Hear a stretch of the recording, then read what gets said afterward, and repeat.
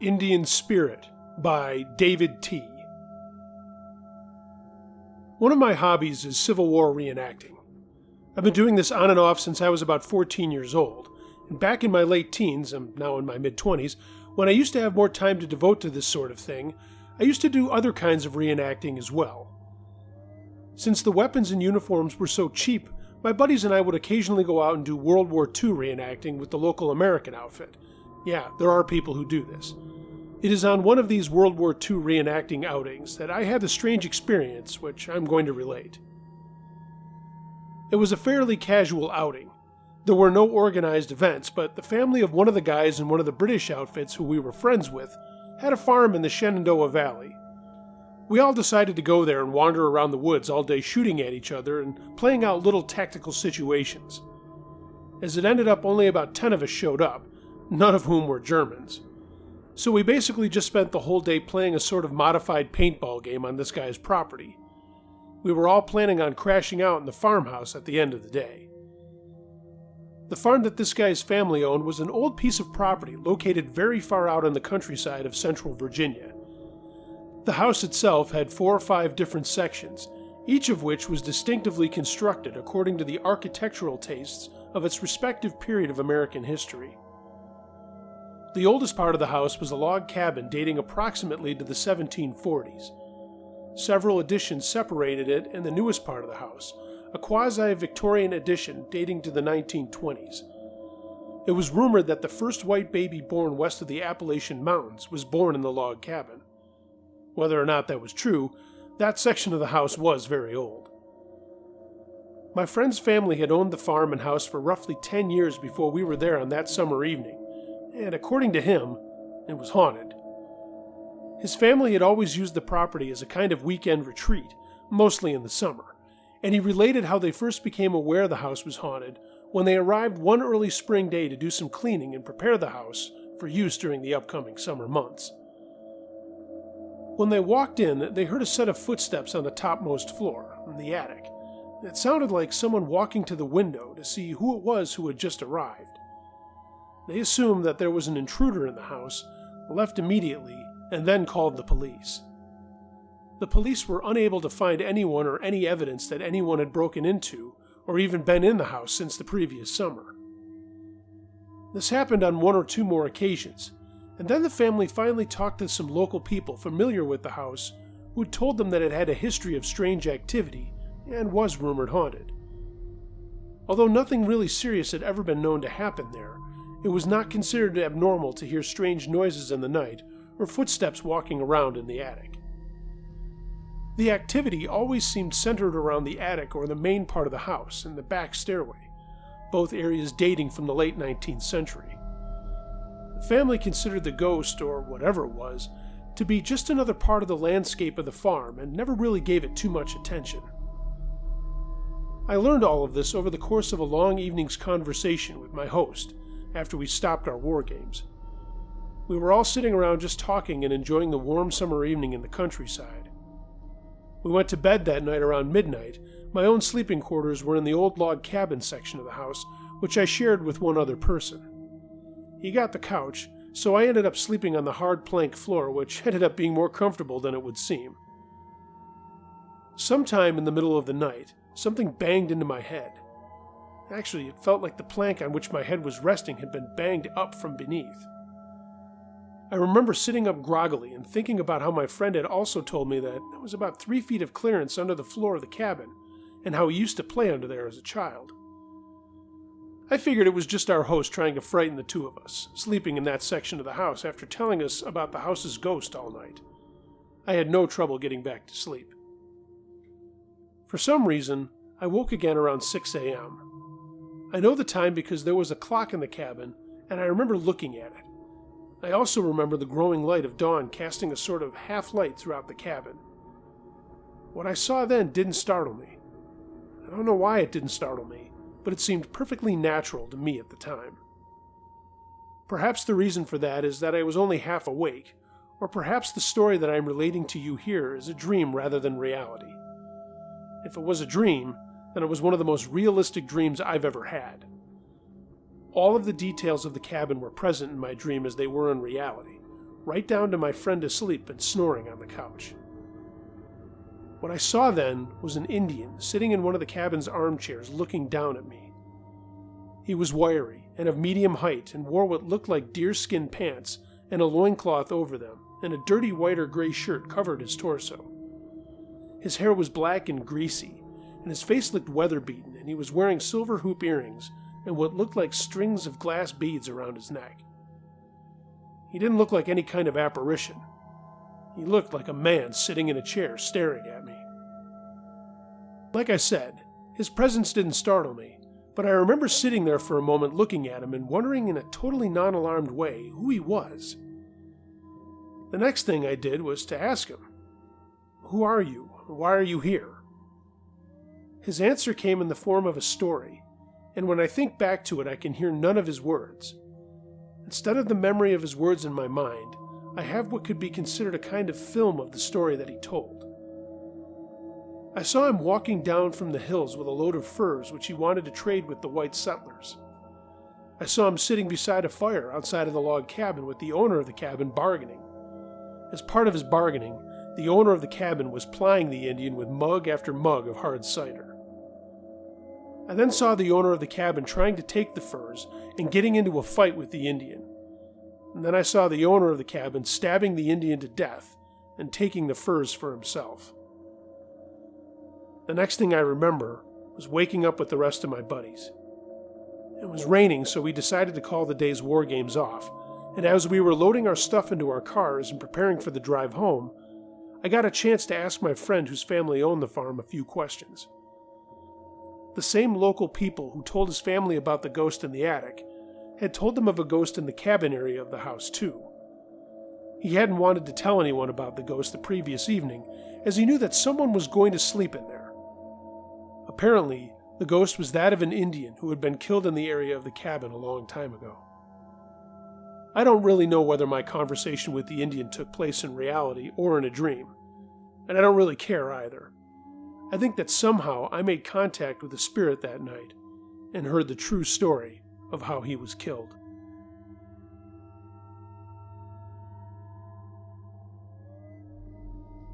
Truck Stop Maniac, submitted by Painkiller. I started driving long haul over the road in 2002. This particular incident takes place about 6 months after I graduated from truck driving school. I'd finally had enough of third shift work on the port and decided that a career change was in order. That being said, I knew I liked to travel and I absolutely hated people standing over me, so I figured that being a truck driver was the way to go. Everyone in my family tried to talk me out of it, since my dad's father was a truck driver for many years until someone fell asleep at the wheel and killed him as he was getting down out of his cab. He didn't pass away immediately. He lasted about 12 or so hours until he succumbed to his injuries. This happened when I was about 6 years old, so I don't have a great deal of memories of my papa, but I have plenty of pictures of me and him from when I was young. My dad was the first to question my decision to be a truck driver, but I told him I would be completely fine. So, I went to truck driving school. Everything came very easy to me since I spent the previous 5 years working on the port and under the hood of the jockey truck, so knowing what to look for in pre- and post-trip inspections really helped me. The instructor always emphasized safety. Safety is number one, and was always drilled into my head. Then he covered taking breaks for 10 hours, also known as your DOT break, where you must be in the sleeper berth or away from the truck for 10 straight hours. Then they covered a 34-hour break, in which you are on break for 34 hours to get your 70 hours for the next 7 days. Once your 34 is over, you have a whole 70 hours for the next 7 days that you can drive or do something pertaining to work, but you cannot go over. The instructor told us that it's much easier to break into a locked truck than a locked house. He told us that the year before, someone had tried to get into one of our female driver's trucks, and the only thing that kept him from getting in was she used her ratchet straps that we all used to secure our loads in the trailer. With that information and the world being the way it is today, I did the ratchet strap thing every night. As I stated before, I'm not a small guy and I don't get scared easily, but this company prohibits firearms in their trucks, so you have to adapt. Anyhow, I graduated at the top of my class, and after only 11 days with a trainer, I got my own truck. I was hired on as a dedicated driver for Georgia Pacific, and GP produces paper goods like paper towels, toilet paper, and paper plates and cups. Fast forward about 6 months, and with all of that background out of the way, here's my story.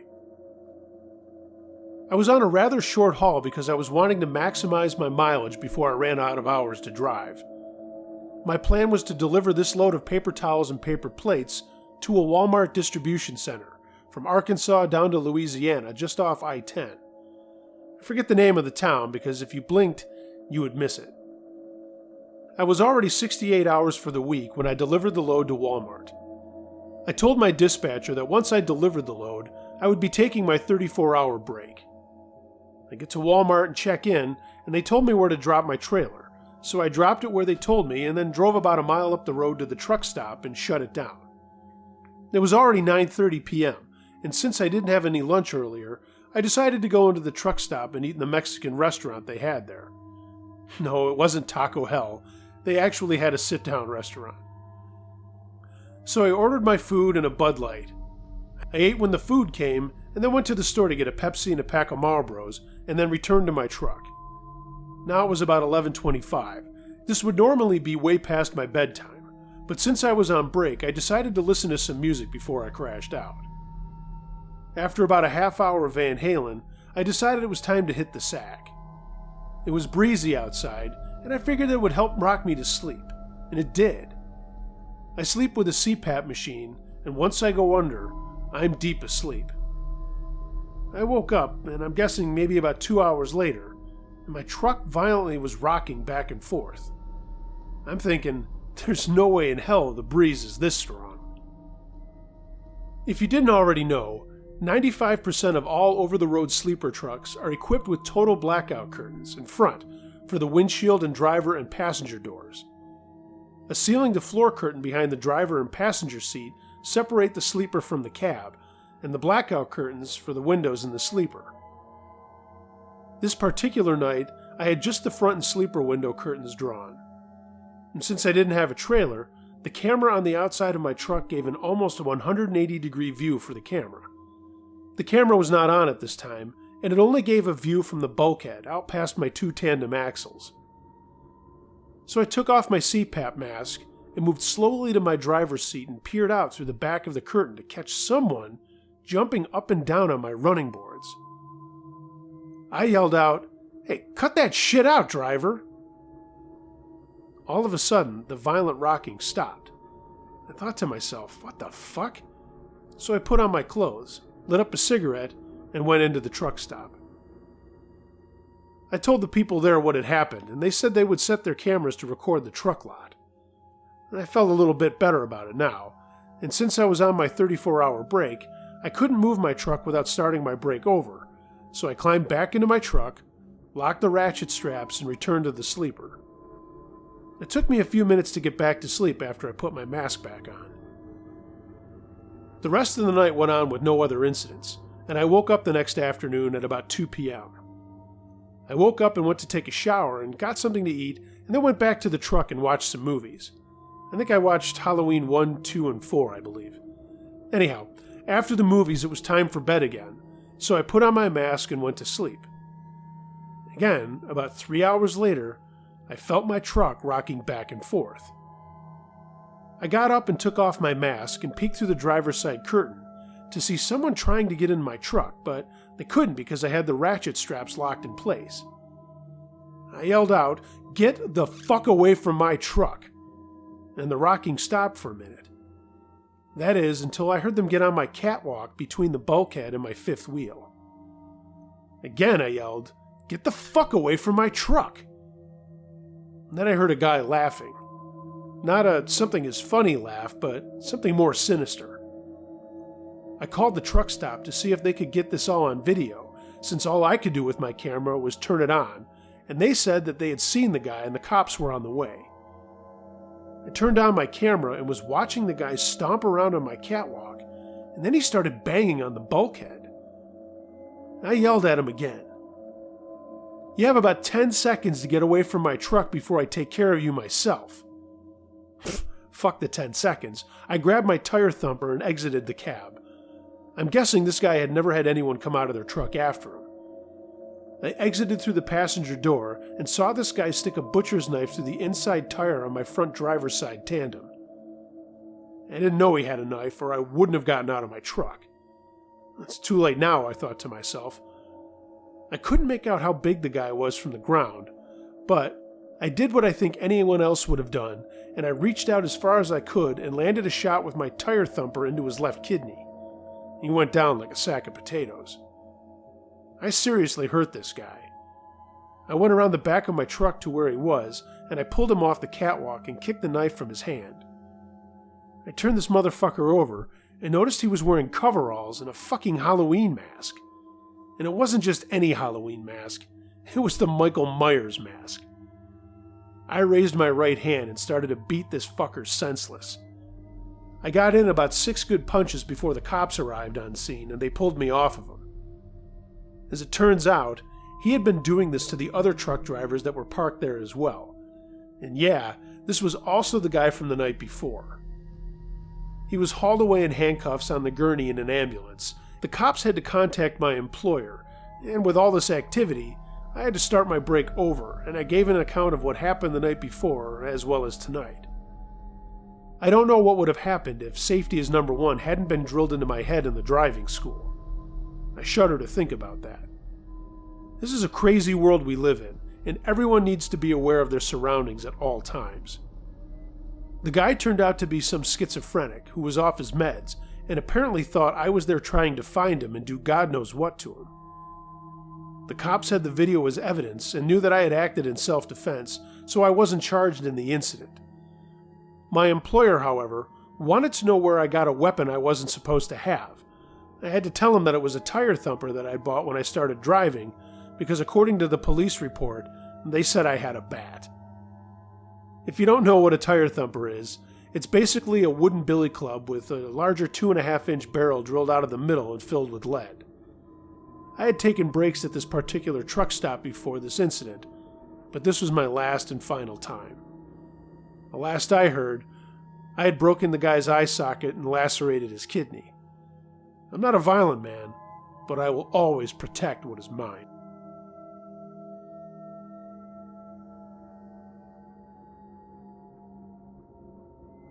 Lake Lenape, submitted by September Rains.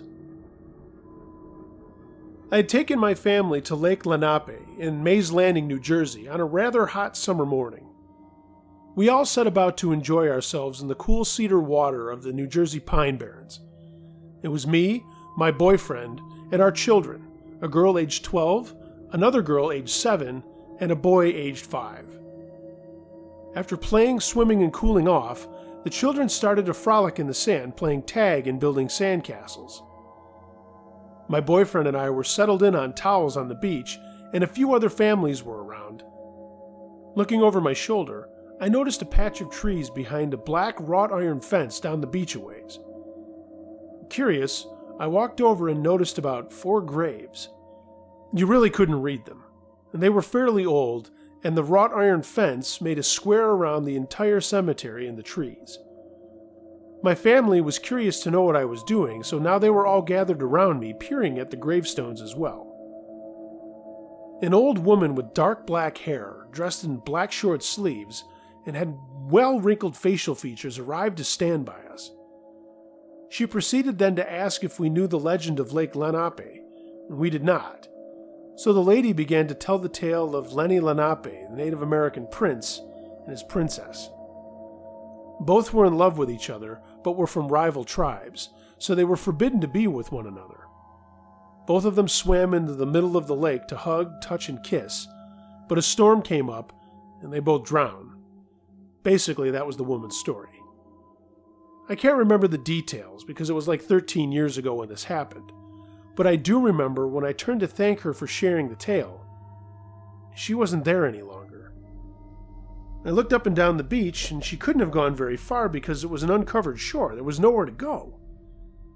My family gazed around as perplexed as me. No one else saw her either. She couldn't have gotten away with none of us even noticing. My 5-year-old son then said, "Spooky." I turned and looked at the graves in wonder and thought maybe she came out of resting to just entertain my children with a story from her own childhood.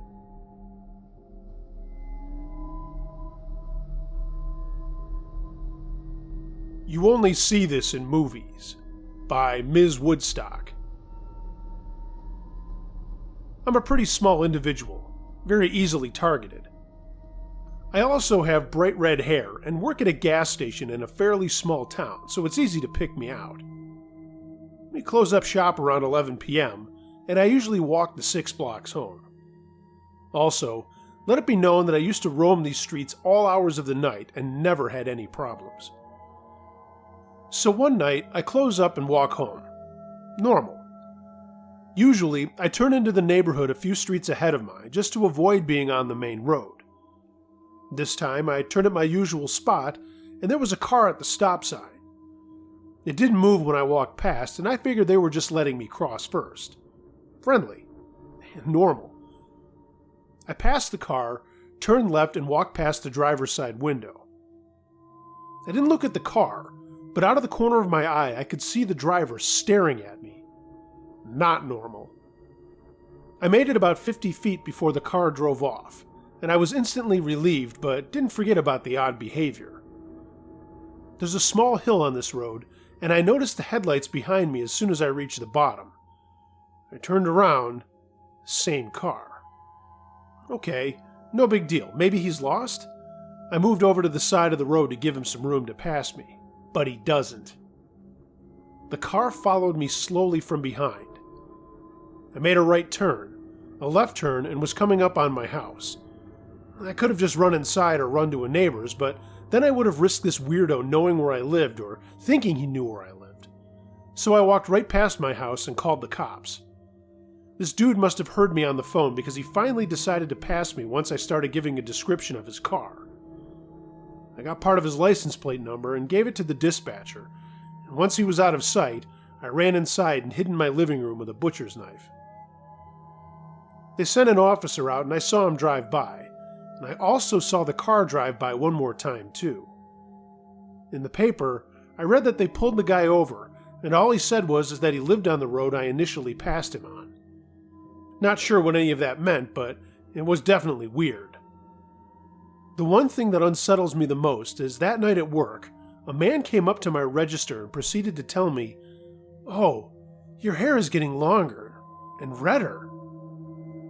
My coworker said he might have thought I was another coworker of ours, but it was still weird. So much for my safe little neighborhood.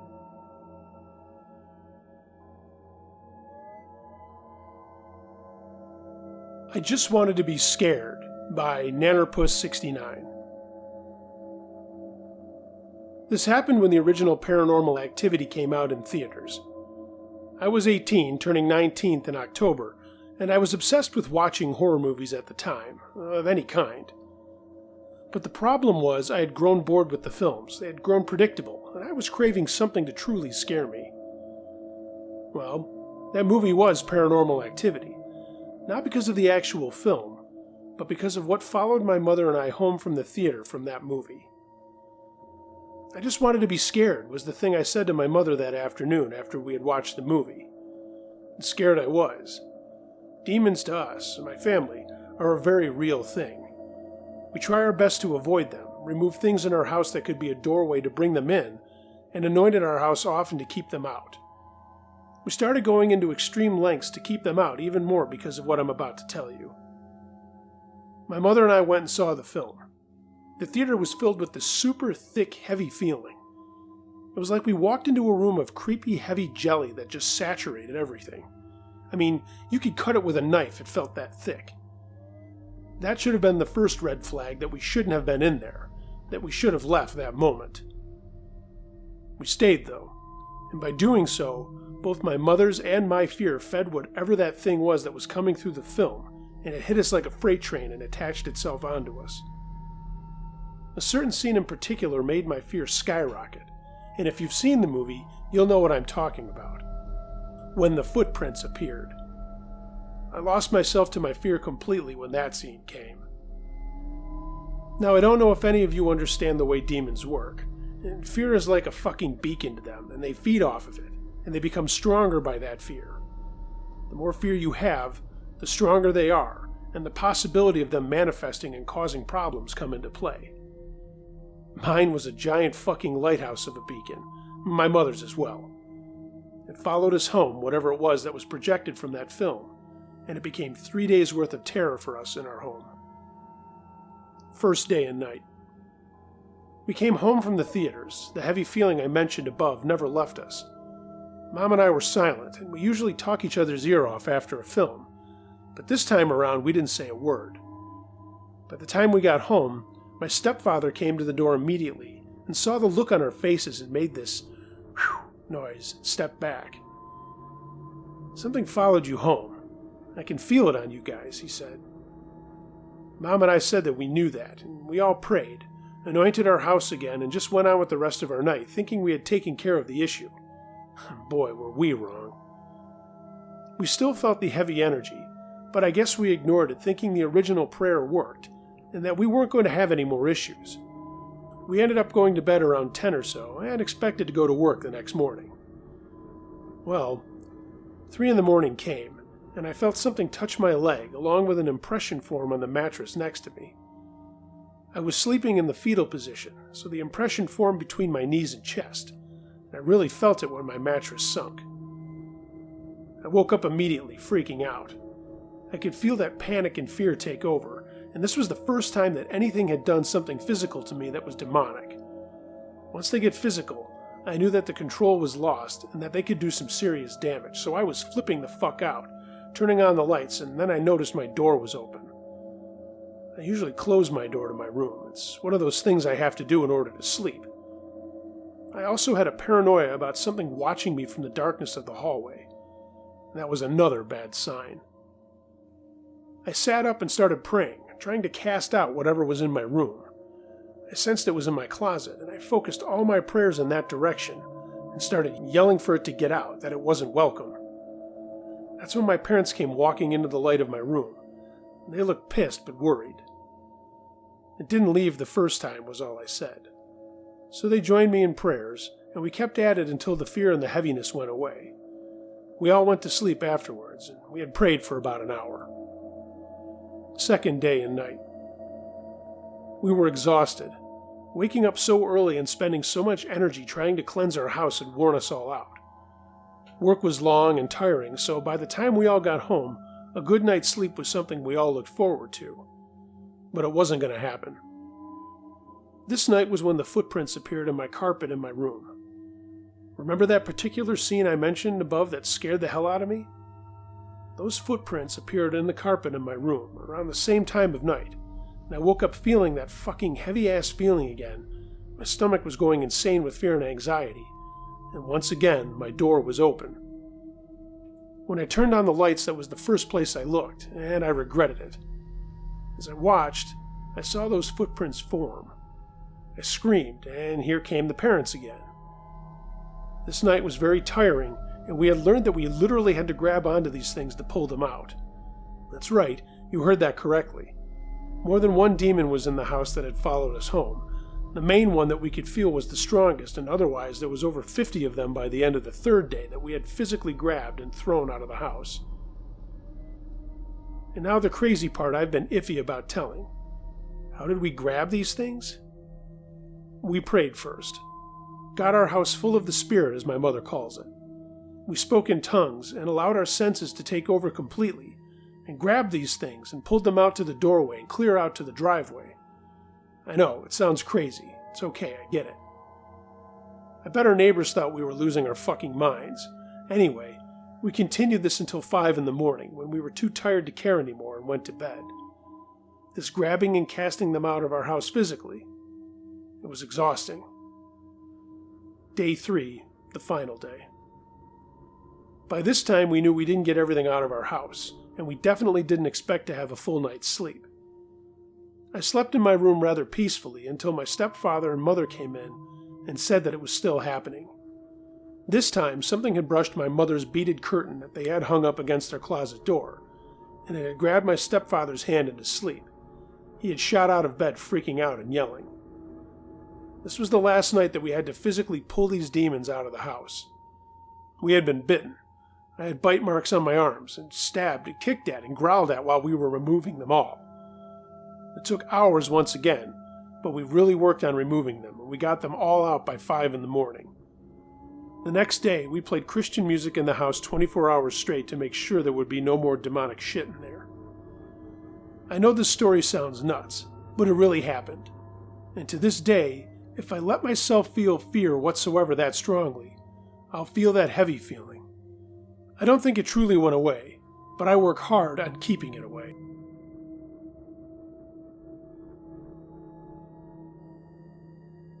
Stalker in the Woods. This occurred in August 2000 near Campbell River, Vancouver Island, British Columbia. I was employed to traverse and survey a private, selectively logged woodlot with another coworker. On the day in question, we had traveled to the woodlot with a third person, but had dropped that person off at a spot in excess of 1 kilometer away.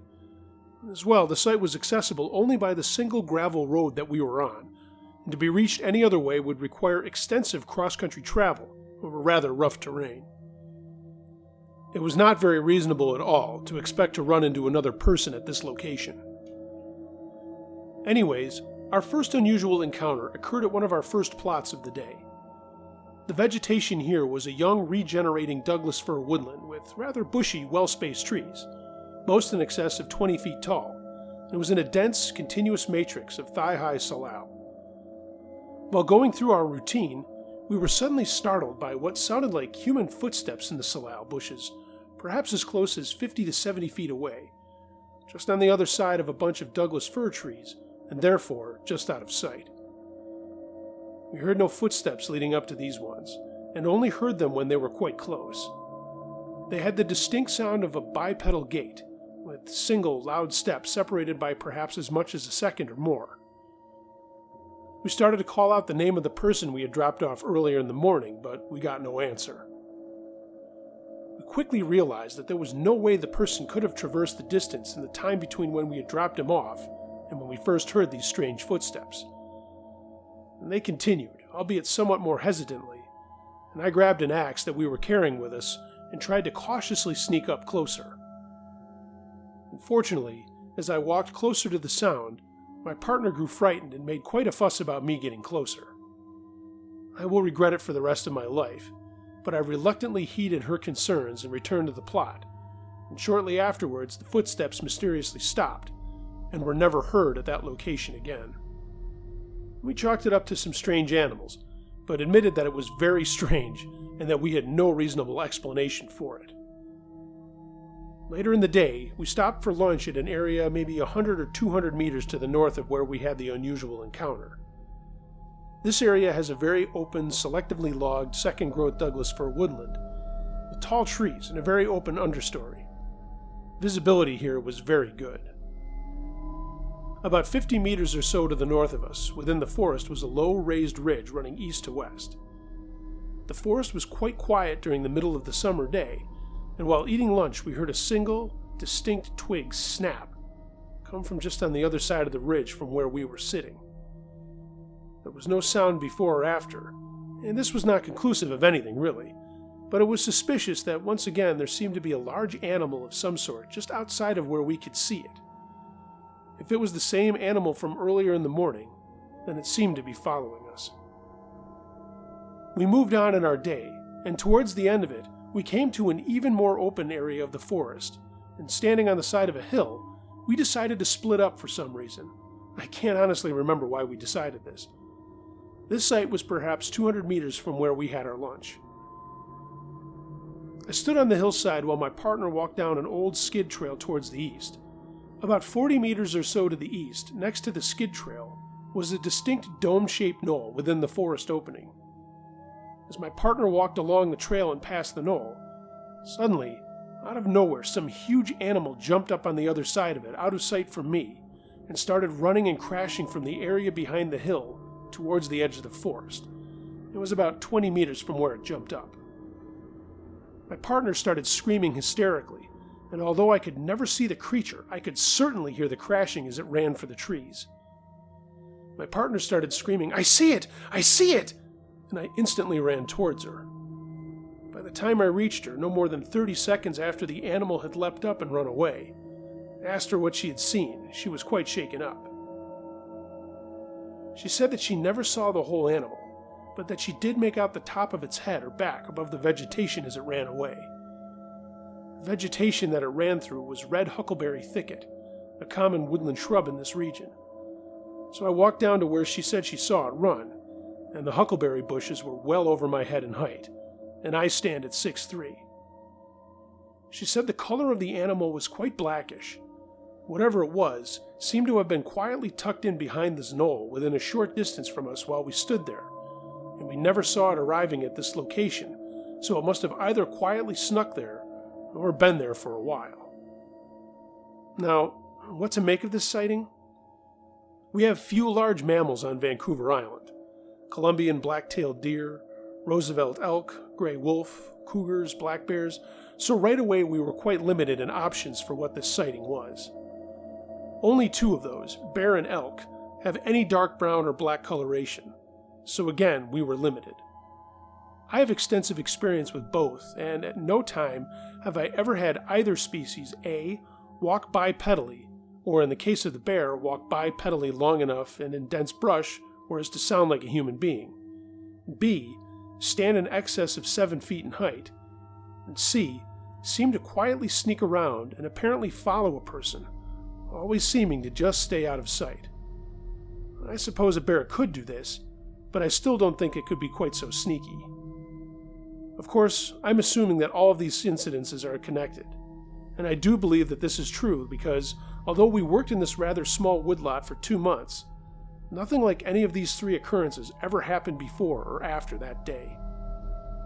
I've been thinking about that day for almost 4 years now, and I still believe there is a good chance that the animal we encountered was a Sasquatch. I've been laughed at by others when I tell the story, and have therefore generally stopped telling it, but as an open-minded biologist, I definitely lean strongly towards Sasquatch. I am a believer, and I've read a lot on the subject over the past 5 or 6 years. What would those who are more knowledgeable on the subject than myself make of this situation? The whole thing seemed very different to me than any other experience I've ever had in the wilderness, and I've spent my entire life in the bush.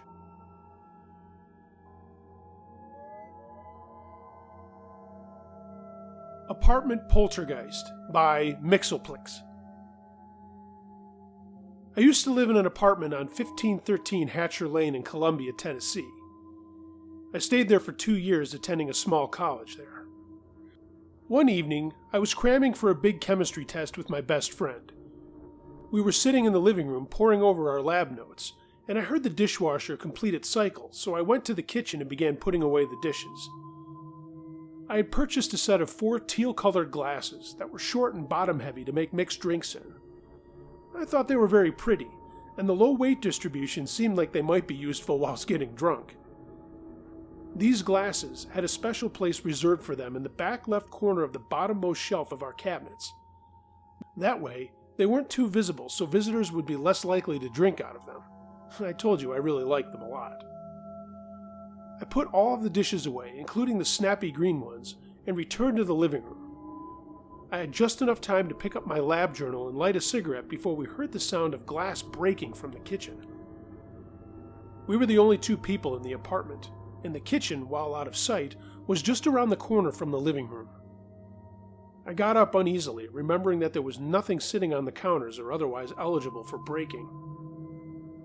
I saw that one of my green glasses was smashed to bits all over the kitchen floor, and it looked as if someone had opened the cabinet, picked up the glass from the back corner, closed the cabinet, stepped back against the wall opposite the refrigerator, which was visible from the living room, and then hurled the glass very hard against the refrigerator.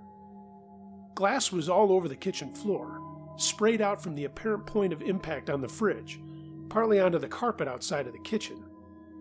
Tiny fragments of glass and glass dust were stuck to the glossy, textured surface of the fridge where it appeared the glass had hit.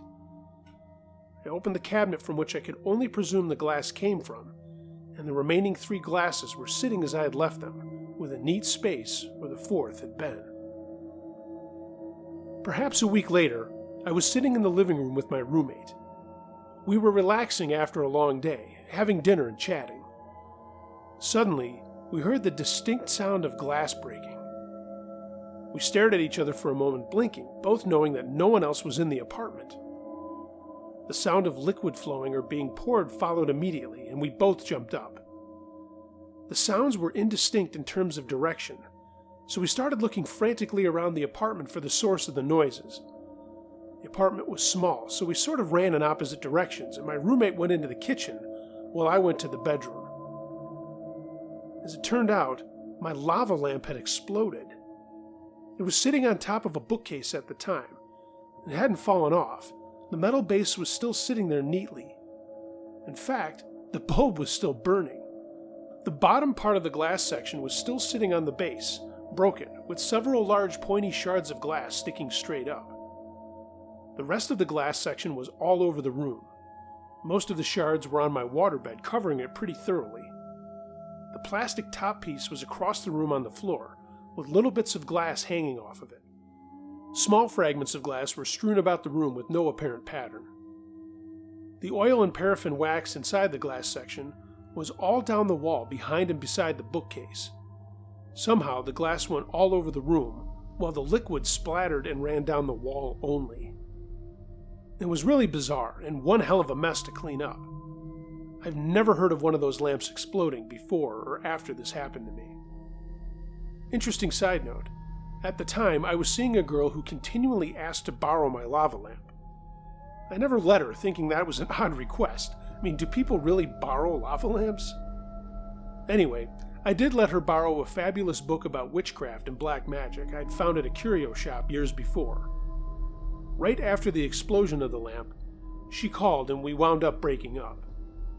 I didn't hold much stock in witchcraft and its associated fields of study, but that always made me wonder about the coincidence. The only other thing that happened in the apartment was that during the week or so between the previous 2 occurrences, our telephone went wild. It used the old-fashioned bell and strike type ringer, and it managed to produce some pretty weird noises with it. It would ring sometimes, and when we answered it, the line would be dead. Or it would half ring, on and off, for a minute or so and not stop, even if you picked up the handset. Or it would buzz or hum instead of ringing. I'm pretty good with mechanics and electronics, so I took it apart and looked at it. Everything seemed to be fine. We decided to call the phone company about the same time the lava lamp blew up, but after the lava lamp did its thing, the phone quit misbehaving.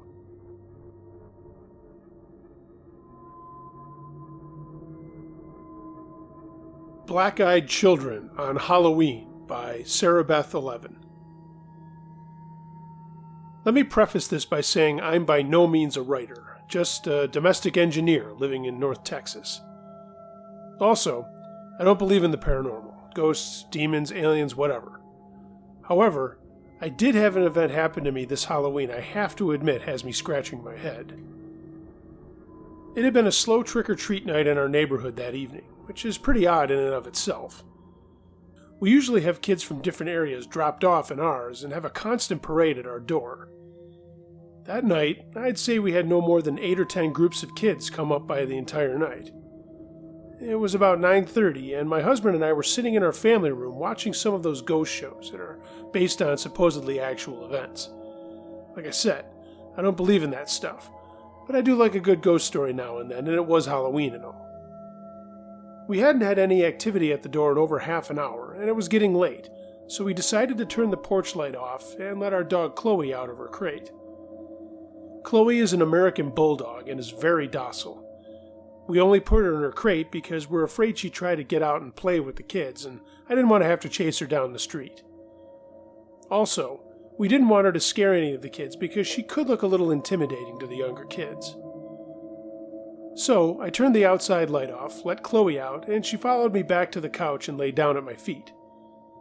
It was now around 10 o'clock, and my husband decided he'd had enough fun for the night and was going to go upstairs, take a shower, and get ready for bed.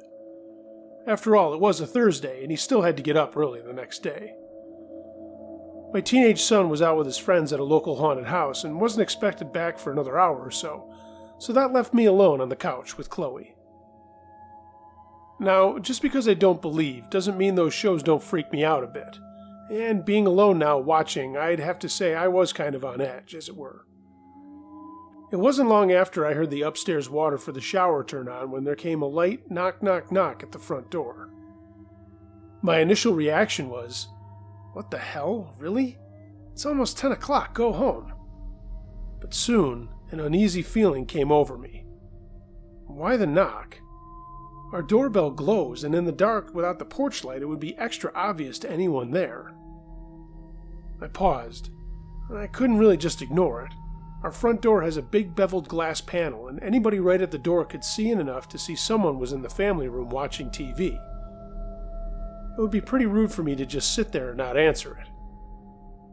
Knock, knock, knock. Again from the door. I glanced down at Chloe, and she was gone. My gaze followed her usual path to the front door, expecting her to be on her way there as she normally does. But nothing, she wasn't there.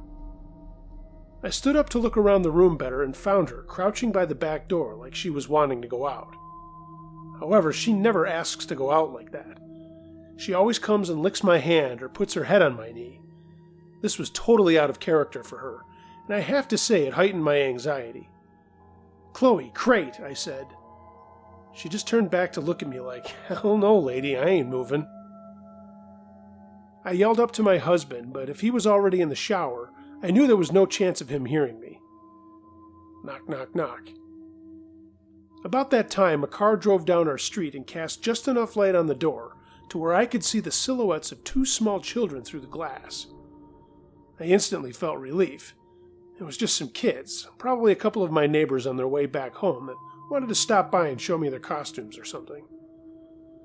I headed to the door and looked back to make sure Chloe wasn't going to follow. And what a great watchdog, I thought to myself as she just sat there. I turned on the porch light when I got to the door, and sure enough, I could see through the glass that it was a couple of pretty small kids.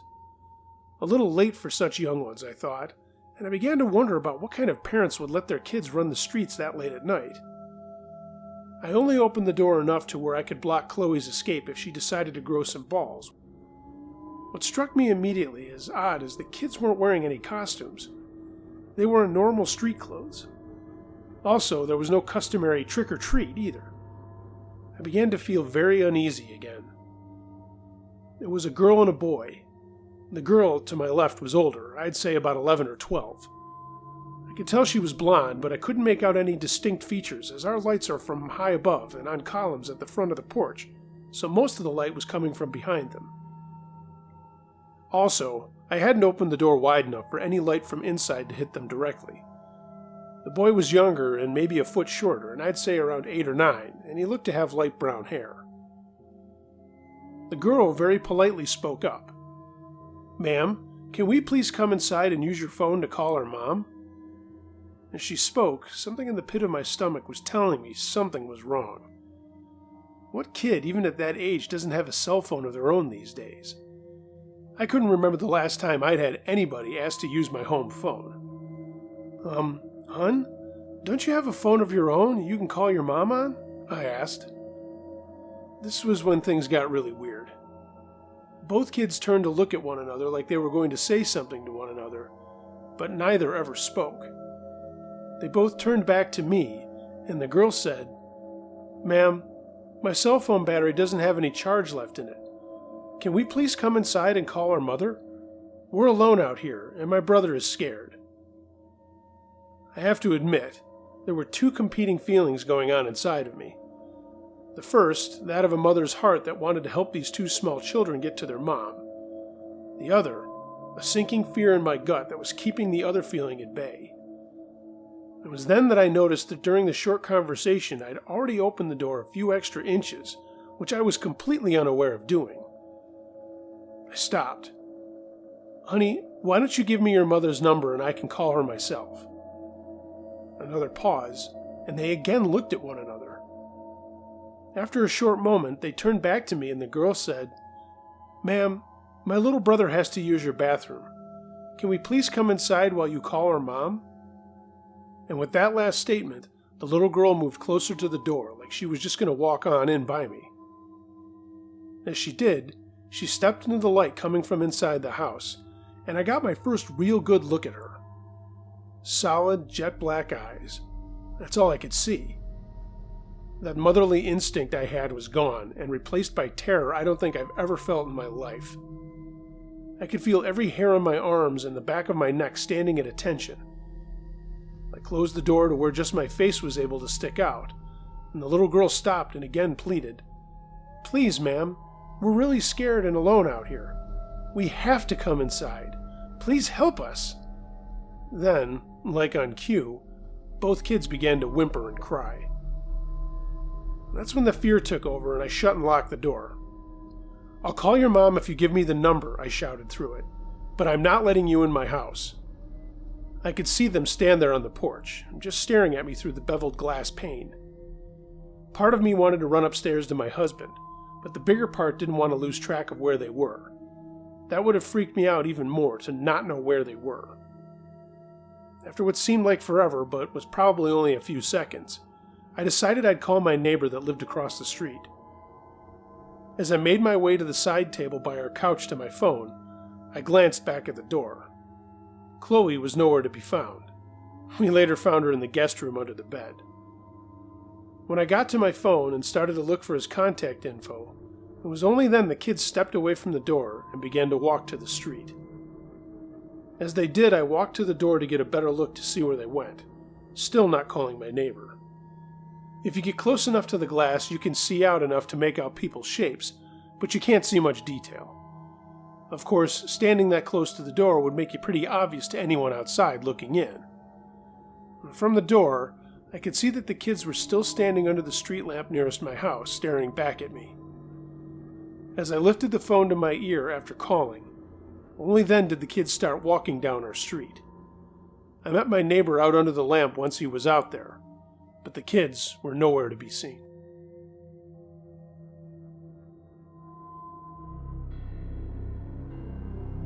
Hey gang, thanks for listening.